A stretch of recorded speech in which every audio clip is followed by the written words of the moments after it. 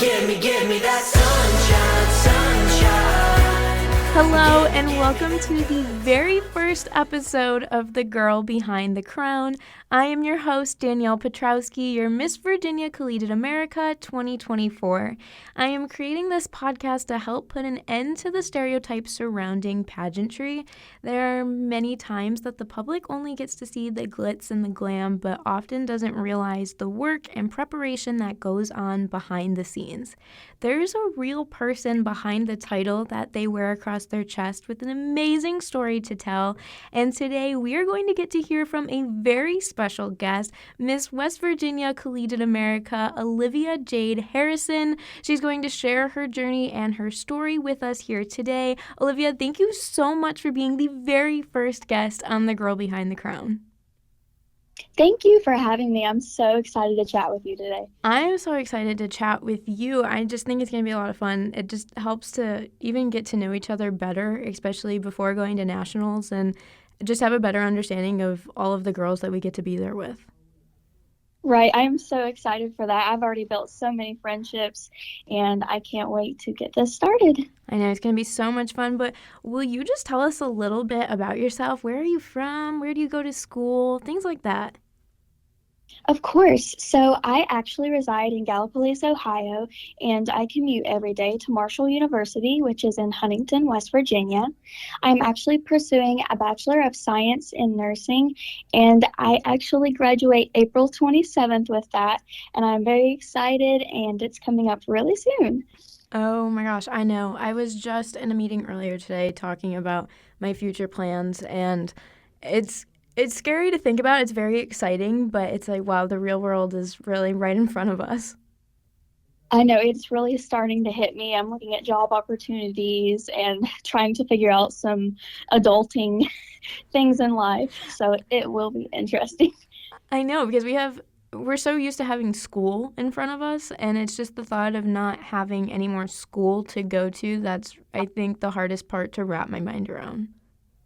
Yeah, definitely. I mean, it's complete freedom in that aspect. Do you have a hope or a dream that you're going to end up right after school, or are you still figuring that out right now? I actually do plan on continuing my education, and my end goal is to be a pediatric nurse practitioner because I have always loved pediatrics, and I want to do a little bit more higher practice of care. Oh, that's really awesome. I love that. Do you have any hopes of where you want to go, or are you going to stay right where you are? I think I've been looking at a few universities. I'm really looking into online education. I think it would suit my lifestyle and where I'm at right now a little bit better than an in-person learning situation. Oh, I totally understand that. I'm feeling you with that right now, and job opportunities that are presenting themselves. It just... Right. Yeah, I totally understand that. Well, I am super excited for you, and I cannot wait to hear more about where you're going and where you're going to end up. Will you share with us, so your title, you are Miss West Virginia, and is this your first time competing in the Miss High School America system? Actually, this is my first time. So I've done a few other pageants before, but this is my first time being a part of this system. That's so exciting. I know it's my first time competing in collegiate, but I was here back in 2019. I was New York High, and I loved it. So I'm super excited for you to be at nationals. It's been a while since I was there, but I can't wait to be back in Little Rock. Can you share with us how long you've been doing pageants? Yes, I have been doing pageants since I was about 4 years old. That was my first pageant, and it was actually a little glamour pageant, and it was through New Star Discovery. And I've done several other local pageants, including like a river recreation festival, Fair Queen, and recently I competed in the USA system, and now I am delving into this system. That is so awesome. So you've been doing it since you were really, really little. Can you share Oh, some yeah. of the glamour pageant details? I never did one. I started with NAM, so I never got to do like the big hair and the really poofy dresses. Can you share a little bit about that with us?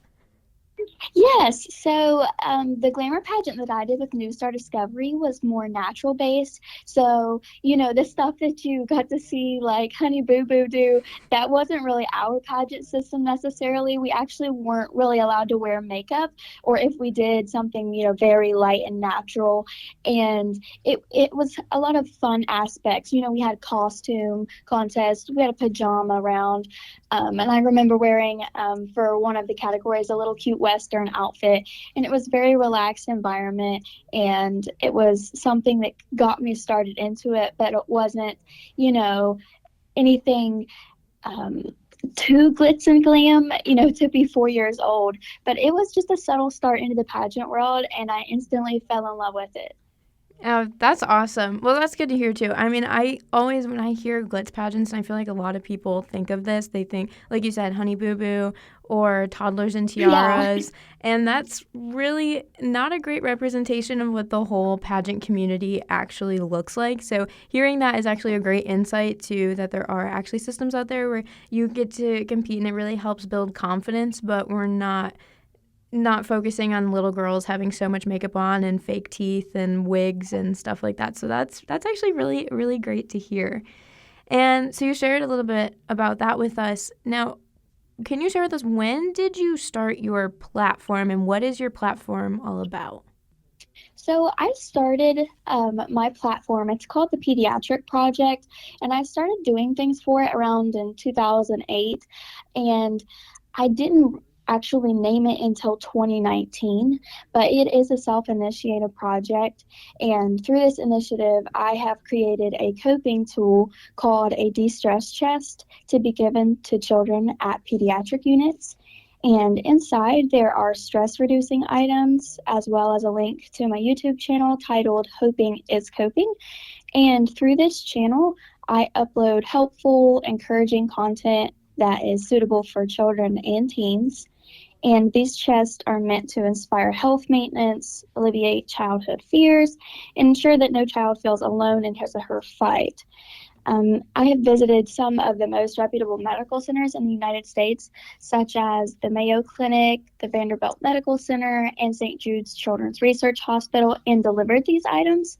And my work is definitely not limited to these chests because I've been able to do so much more.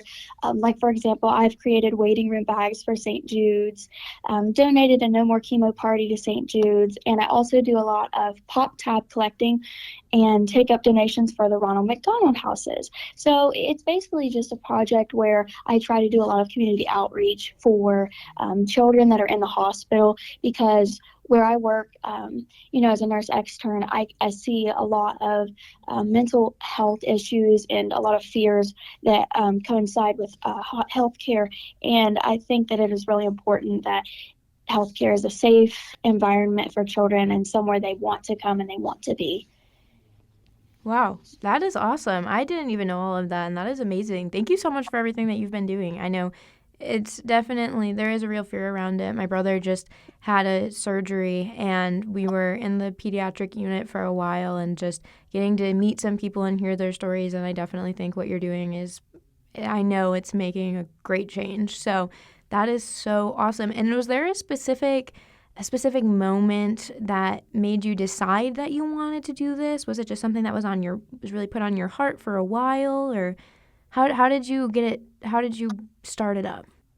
I think the way you said that it had been put on my heart for a while. I think because ever since kindergarten, I knew that I said I wanted to be like a pediatrician, and I think that I've always cared for other children, and I think that I've always been interested in healthcare, and it's always something I've been highly interested in, and I've been able to do a lot of community outreach through different things I've been in, and I think it really started through some 4-H projects, and I did a first aid project, and then I started doing and get started an art project, and I made little bears to take to the local pediatric unit, and I think that's where I really got the ball rolling from there was I realized that I liked what I was doing, and I started thinking of what other things that I could do because I felt like I really had a true passion there. That's awesome. I really love that. And did you start that as I'm trying to think of how to word this. Was it like to start this platform like based off of pageantry? Did you have a title at that time, or did you just start it up from where you were in life at that time? I actually, when I started it, I really did not have a title at the time. I basically started it through that 4-H project a little bit, and then as maybe I got a title here or there, I incorporated something new. I try to do something new every time to try to, hit maybe some points I was missing or just do some new things that I wanted to try. That's awesome. And that's the point I always try to make too is we do build our platforms from the ground up, right? And so we have to figure out like how can we promote it to the best of our abilities, and having our titles can definitely help, but at the same time a lot of us have started these at separate times when we were in different times of life, and being in the pageants just really is a way to help us promote it and continue to do these amazing things in our community. So that is just a great example, and I absolutely love everything that you're doing here. Thank you. I really appreciate that. But okay, so I'm very curious now because you said that you competed in the USA system, but now you're at Miss High School America. How did you find this system? So there was actually a girl in my area that had competed for the high school division, and I had not heard a lot about the system until then. But after that, I started following her and her reign, started following the pageant to see what it was like and what it was about. And I honestly felt like it was a really good fit for me and aligned with a lot of the goals and values that I have. So, what exactly made you decide that, yes, I'm going to do this, and you're choosing to compete for the national title? So I think that this pageant offers a unique platform to advocate for causes that are close to my heart. Working in the medical field, I'm able to see how much today's children are affected by mental health and are in a mental health crisis. And the brave platform that this pageant actually allows for us to do is a great avenue to be able to advocate for children, let them know you care and speak out against hardships that everyone has in life. And, aside from that aspect, I have noticed that I've been able to work on some personal development through this because it's such an opportunity for growth. And I've been able to connect with so many people and had opportunities that I otherwise would not have been blessed with, such as the opportunity you've given me today. And I've not even made it to nationals yet, and I feel like I've been able to see and do so much. I know. I love it so much too. And for those of you at home who don't know, BRAVE stands for Building Respect and Values for Everyone. And as a state title holder, we go out and promote BRAVE to our communities anywhere that people will listen to us pretty much, just to share the amazing message of and promoting anti-bullying, but as well mental health awareness, because like you said, it is so important in schools. I know growing up I was bullied terribly. And so I'm curious, did you ever have a moment in time that you were bullied growing up? I actually did, and I have, I think we all have at times, and there were a couple instances throughout high school where I went through a rough patch. But at the end of the day, it really just came down to resiliency for me. And I had to realize that what others say and actions they take are not defining me or my worth. And that really took some courage for me to be able to take control of that. Yes, no, I totally agree because for me too, that's when I was bullied the most was in high school, and it spirals out of control, and a lot of times you feel alone and you don't know where to turn, which is why I love Brave so much, because we get to go into schools and speak to students about where to look, where to turn, who you can actually go to, and how they'll help you. Because being able to express our emotions and understand why we're feeling the way we're feeling, it's just so detrimental to being able to move forward in a positive manner. And it's so sad because of the way we're living today. We live in a very advanced or how do I want to word this? There's just so much technology surrounding us, and it's really difficult to have those in-person, face-to-face conversations and tell somebody how we're really feeling. I completely agree with you. That's a great point. So you shared with us a little bit about that, and you were talking about your resilience. Is there one moment you can really think of when you were in school that you really faced that challenge of being bullied and having to overcome it, and you feel it really helped you move forward to become the person you are today? Yeah, so realistically, I was not good at overcoming it at first. I would let it happen, think about it a little bit, and pretend that it was fine. But as I got older, I realized that if I did not stand up for myself, then I would never be the bigger person in the situation. And that taught me to respectfully take my stance in the situation, resolve the issue, and try and move past it, which was a really difficult thing for me to have to grasp.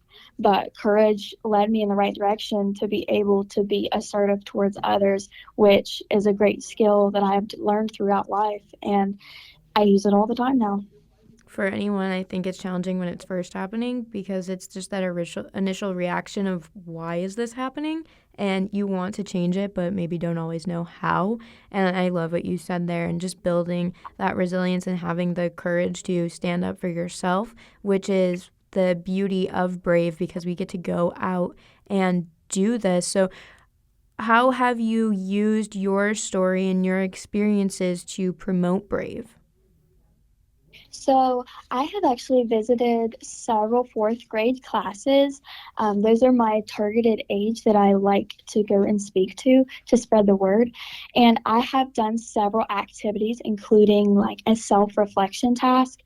And I think that when I struggled, something that helped me a lot was to look in the mirror or just look at myself and reflect about things that I like about myself, or I love, just affirmations about I love my family and my family loves me. They are people that I can always turn to, and think about I will statements. I will have a good day today. Think about my goals in my life and just redirect it in a way that I best understand that's suiting for myself. So I tried to do one of those reflection tasks with them that they could practice every morning. And I also did the positive affirmation hands where they would trace their hand on a piece of paper and in each of their fingers write down those statements like I am, I love, I will, just statements like that. And I also did the human not game with a group of kids just to show them how working together will get you a lot farther in life than not. And I also was able to give all of the students their own I Am Brave pencil, along with positive affirmation coins they can keep in their lunchbox or backpack, and maybe pass it on and use it as a kindness coin if they see somebody doing something kind. And I also gave teachers motivational posters to be able to hang up in the school to remind them to be kind to themselves, because I have had a lot of experience this year with school nursing, and I've seen the homes that kids can come from and how it affects them in their school. And sometimes it's just unfair. And these kids need a little bit more positive energy, positive support than they're getting. And in total, I have spoken to around 150 children so far, and they have all taken the pledge to be brave. That is so awesome. And I love how you touched on that because I do a lot of work with kids too. And especially my favorite job in the whole entire world is I'm a summer camp counselor at the YMCA. And I tell people all the time that if I could work and be a summer camp counselor for the rest of my life and that's all I had to do, I would live my life very happy. But I have met so many students with such amazing stories to tell, but the homes that they do come from and their background is something that you want to just wrap them up and you want to protect them from the evil that is in this world, and you can't. Oh, of course. Exactly. And so for us, we get to go out and we get to do these things and talk about Brave and promote mental health awareness and make them realize that they're not alone, because these children don't realize that the lives that they are living, that is not considered the normal lifestyle. But what I think is becoming so sad is that so many of these students, this is normal for them. And so I know. what the work that you are doing and the rest of the title holders are doing is just making such an amazing impact, I know, on their journeys and their lives. Because I know for me, I can remember certain assemblies that we had or people that came to talk to us when we were little. And just remember the impact that they had on me. And one thing I love to stress with the kiddos is that they might not always remember exactly everything you're saying, but they remember how you made them feel. So do you want them to remember you and put a smile on their face, or do you want them to think of you made them, like upset, or this impact that lasted with you that doesn't always sit well with you? And so just what you said there is so powerful, and remembering that these kids, they need us just as much as I've learned. We need them because we learned so much from them. Have you realized that, or have you noticed that at all? Oh yeah. Yeah, I have learned so much. I visited an elementary the other day in Spencer, West Virginia, and those kids are so loving and so receptive, and it warmed my heart. I, had full intention of going there and impacting them, but they impacted me so much. And going into that, you don't think about that. You don't realize it because, you're the one speaking and presenting. But gosh, they turned it around and they started pulling on my heartstrings. I know. It's crazy how they do that. It's even things that I don't think about. You have them raise their hands and answer a question, and they come out with this adult answer that it's like, wow, I didn't even think about that. But these are the things that they see and they observe, and they're so smart. And that's why I think it's so important too, when we're talking about mental health, that making sure we're actually listening to them, especially when they're being brave enough to come talk to you and express their emotions to you and they're looking for help. It's just amazing the things that they absorb and they remember, and it's so important to have a lasting impact on them in a positive way. And just being careful, how are we reacting to what they're doing, because that's what they're going to take with them. That's something that they're going to see, and they're going to take that with them in the future, and that's how they're going to act or incorporate that into their own actions. Right. And I think I had a lot of kids volunteer, and it was so amazing to see that they were brave enough to be able to raise their hand, speak up in front of, 70 some of their classmates, and be able to say something that they love about themselves, or say something, a goal they have, or something they will do. And it was amazing to see that these kids have already built up resiliency and courage, and I think that they're on the right track. And I was loving to be able to see that. Yeah, I love that so much. They're just so precious. But can you share with us too, how have you been incorporating your personal platform into Brave? You spoke on the coins that you give them and the pencils, and I love them. What have you been, or I love that, and how have you been incorporating what you're saying to the students to help leave that lasting impact on them by incorporating the two things together? I think that I've been doing some things that try to look at them as more, of a positive and lasting impression on them. And I have been able to use some of my experience as far as relating to my life, since I'll be graduating soon in nursing. There's a constant need for respect for the patients that I'm giving care to, and even myself as a nurse, because as nurses, we value the health and well being of others, and respect is integrated through professionalism, teamwork, and ethics. And I think at times we can forget to respect ourselves through things like self-worth, boundaries, and decision making. And I have actually incorporated some of the things that I have learned, in nursing school, as far as psychology and child development, as what can I say to these kids that will best resonate with them, something that they will remember, always being mindful of the way you speak to them. And I'm actually incorporating this Brave platform into my devotion tomorrow for the Fellowship of Christian Nurses that I have here. And I'm taking it on a little bit of a different path and using the Bible as my sources. And I'm really excited to do that because I think this really is so transferable to all audiences. And I am excited to do something like that. Oh, it most definitely is. And that's why I love Brave too, because it doesn't just have to be focused towards the little kids, but adults can definitely learn a great deal from Brave as well, which is why I think it's just so positive and so fitting, like you said, anywhere. I mean, you can take it anywhere and incorporate it into what you're doing. So I really love that. But I also love that you were talking about making sure that you're respecting yourself, because in a lot of cases we do put other people first, and we're called to love people and to be that good, godly woman that we've been created to be. But sometimes it's hard learning where those boundaries are of respecting ourselves or putting everything on the table to be willing to help others. And I really love what you said there. But in this last couple of minutes, I was hoping, can you share with us what's your favorite memory been so far of holding your title? I think my favorite memory was definitely the Tim Tebow Night to Shine event that I attended.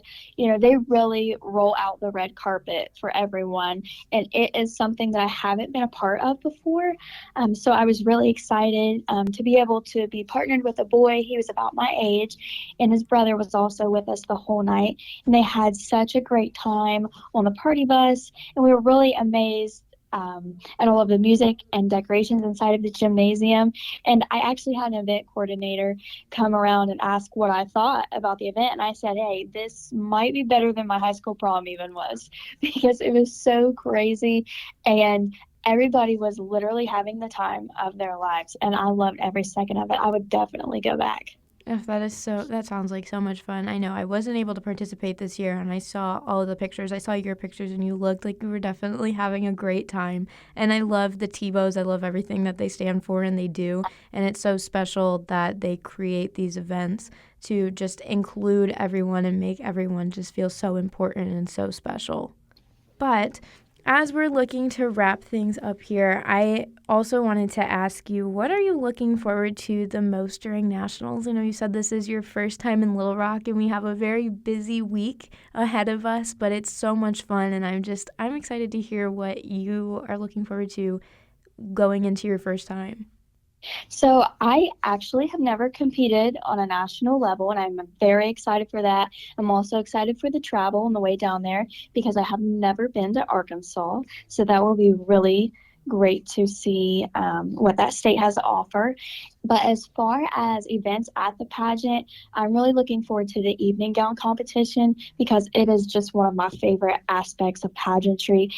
Everyone looks so elegant and beautiful in their dresses. And I think it's really interesting to see everyone's unique style for this part of the competition. And just watching each of the contestants that you have gotten to know all week, you know, confidently walk that stage for the final wardrobe of the competition and one last time, you know. And most of all, I can't wait to meet all of the girls that I've been connecting with via social media for many past months. I feel like I know you so much, but I have not met you yet. But I'm so excited to meet you. And I feel like I've made so many connections like that.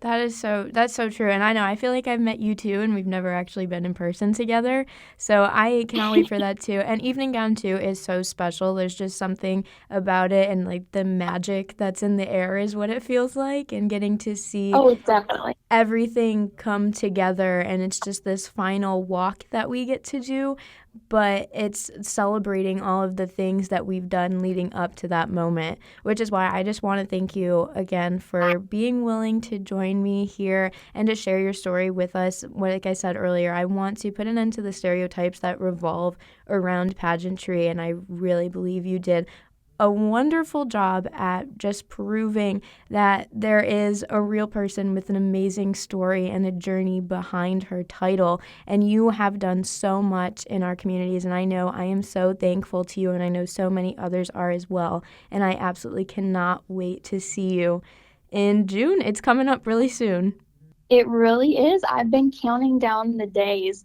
And thank you so much for having me on here. I really appreciate that you found this as a topic that you would like to, make podcasts about and explore more, because I think this is really a subject that needs talked about. And I'm really glad that I was able to share my story. And I really enjoy getting to know you and having this unique opportunity. And I'm really excited to connect with you in Arkansas. Ugh, same here. Well, thank you so much for joining us on The Girl Behind the Crown, and don't forget to tune in for our next episode to hear from another very special guest. We'll see you next time. Give me that sunshine, sunshine.